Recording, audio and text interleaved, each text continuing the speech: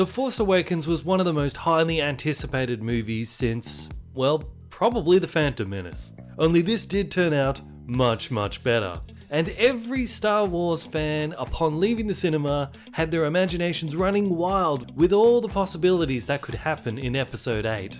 And as of the time of me recording this, it's only about a week or so after Force Awakens came out, so we have an 18-month wait ahead of us, which is actually a really fast turnaround for a movie. But anyway, let's talk about 3 different options of what Episode 8 could be about, and you'll notice that I've woven in some of the more popular fan theories that are out there into these. And obviously, spoiler alert if you haven't seen the movie, but come on, we've all seen it by now, right?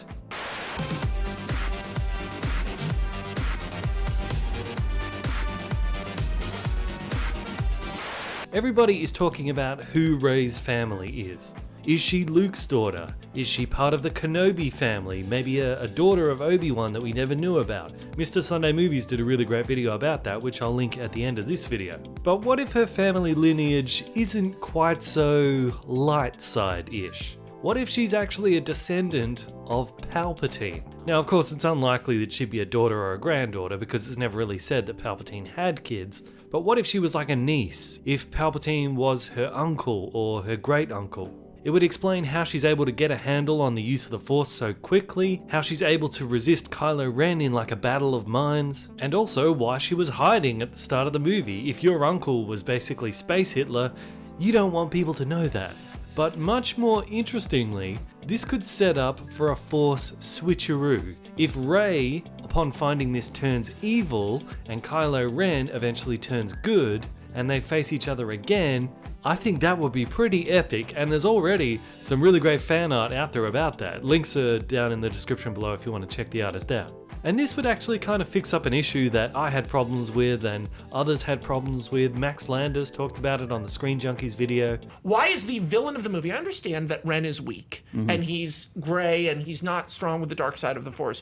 Why the is he getting not just beaten, but his ass whooped in this movie? Ass whooped. Can I He fight? gets cut in half. It's not, how did he get hurt? I know how he got hurt. He'd been shot with a bowcaster. I'm talking about story-wise, stakes-wise. Right, but what is the threat of a villain who can be beaten by 2 people at the end of the first movie? Well, see, That's my thing. It's not about the choice. It's about, he should have been obviously toying with them instead of, well, if you watch it real close. But if they did a switcheroo like this so that the next time they fight they're on opposite sides of the Force, that would be very interesting, and it would feel important.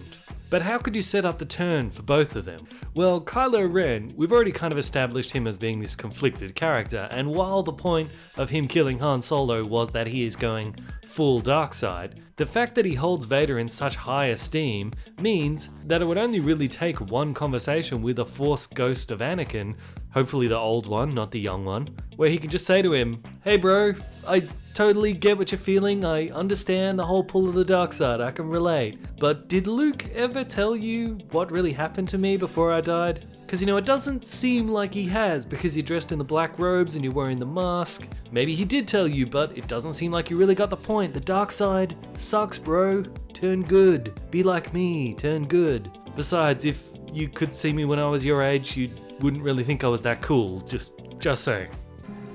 I don't like sand. And that's it, that's all you need. That's enough to flip Kylo Ren around. And come on, if Anakin can murder a whole bunch of children and still get redemption, surely Kylo Ren can get redemption from stabbing Han Solo. So why not? But what about Rey? How could we possibly turn her evil? She was set up as so good in this. Well, if her uncle was Palpatine, that's some pretty heavy genetics to be carrying around. Perhaps they could do kind of like a Lord of the Rings type of angle with her. Now that she's unlocked access to the Force, all of this dark side energy is just pouring through her and corrupting her like Gollum with the ring. Maybe they could even throw in something about like Palpatine's spirit trying to return through her or something like that. But either way, her having Palpatine as an uncle or a great uncle is really all that you need to flip around even the purest good person to a villain.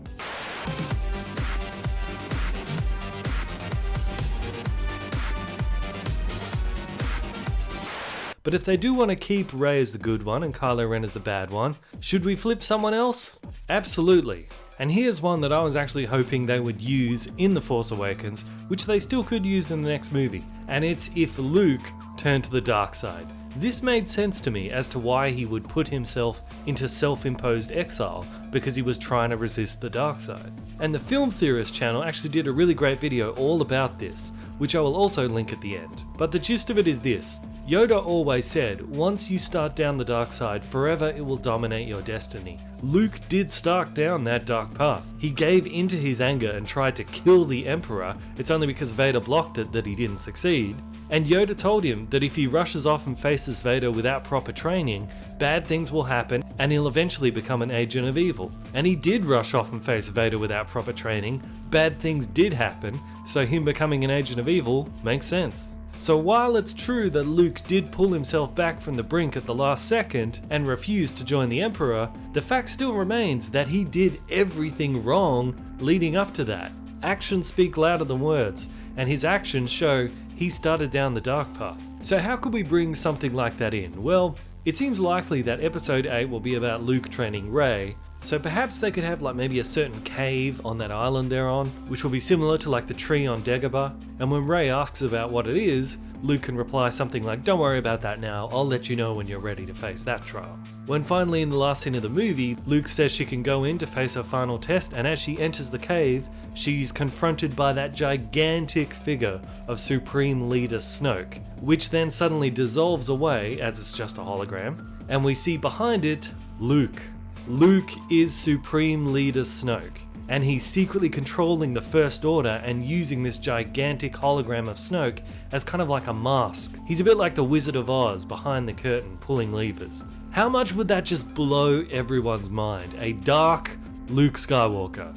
In a situation like that, we could even say that maybe the real reason Luke went into exile was because he was setting up some kind of a test for Kylo Ren, that if he succeeds in finding Luke, then Luke can reveal himself as Snoke and finish his training in the dark side. But who showed up instead? Rey.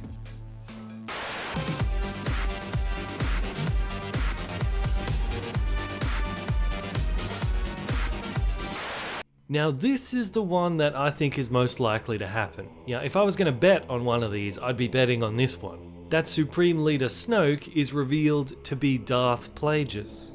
Now most of us Star Wars fans already know about Darth Plagueis, but for those who don't, he's the guy who trained Palpatine, and he's mentioned in Revenge of the Sith.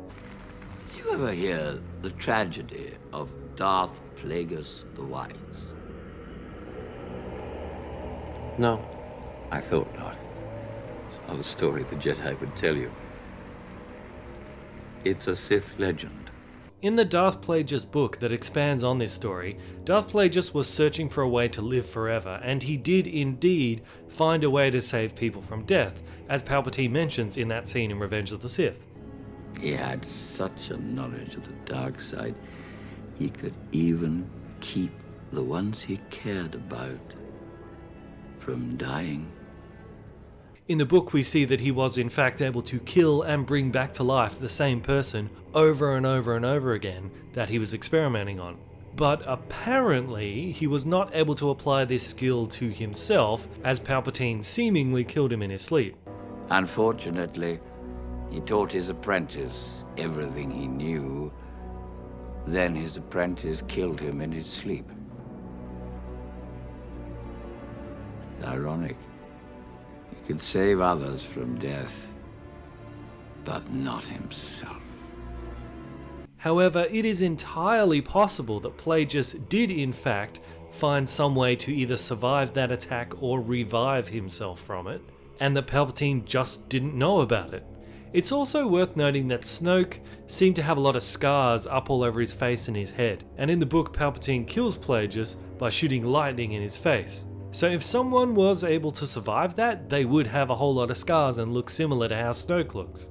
Some, however, have pointed out that Snoke doesn't look the same as the alien race that Plagueis is said to be, but this doesn't mean that he can't be Plagueis, as while a book was written about him, his appearance was never what we would consider canon. So if the filmmakers of this new Star Wars trilogy want to redesign the look of him, they're free to do that. But what would Snoke being revealed as Plagueis actually mean for the trilogy? Why would that even be a big deal? Well, if you cast your mind back to Phantom Menace, when Qui-Gon Jinn asked Anakin's mother who the father of Anakin was, she said this.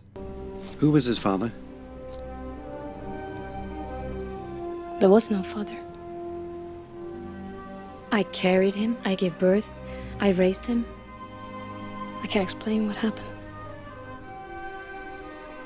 And then later in Revenge of the Sith, this is said about Plagueis.